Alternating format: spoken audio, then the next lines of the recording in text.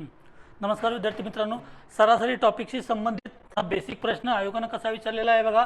29 समसंख्यांची सरासरी दिला 42. ठीक आहे. आता समसंख्यांची सरासरी म्हणजे काय, बरोबर त्याच्यातली मधली संख्या असणार आहे. ठीक आहे. तर त्याच्यामधील मोठी संख्या लहान संख्या यातील फरक किती. आता बघा, याच्यामध्ये जर कमी संख्या दिलेल्या असेल तुम्हाला तर त्या 5 संख्या 7 संख्या वगैरे दिल्या असेल तर त्या काढता येतील. पण आता एकूण दिल्यात किती, 29 संख्या दिल्यात. 29 संख्यांची लिस्ट लिहित बसणं खूप मोठी गोष्ट होते. ठीक आहे. त्याच्यासाठी ट्रिक बघा कशी होणार आहे. जर आपण समसंख्या बघितल्या तर समसंख्या लिहिते वेळी काय लिहू मी, 2 4 6 8 10 म्हणजे एकूण किती, 5 समसंख्या लिहिलो. प्रत्येकामध्ये फरक बघा काय असणार आहे. इथं एक गॅप आहे, इथं एक गॅप आहे. ठीक आहे. इथे एक गॅप आणि इथे गॅप, आणि प्रत्येक गॅप कितीचा असणार आहे, 2चा गॅप आहे.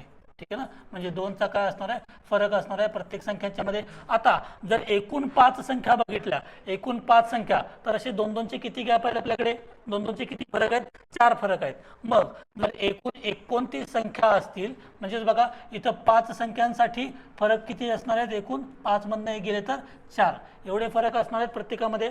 राईट. तर 29 संख्यांसाठी काय असणार आहे, 29 वजा 1 म्हणजेच काय असणार आहे, 28 असे 2-2चे गॅप मिळतील. राईट. मग एकूण बघा गॅप किती आहेत, 28, आणि प्रत्येक गॅपमधला फरक किती असणार आहे, 2चा, म्हणजे 28 दोन्ही 56. राईट. म्हणजे 29 समसंख्यांची सरासरी जर 42 असेल तर त्यातली लहान संख्या व मोठी संख्या यातील फरक किती येणार आहे, 56.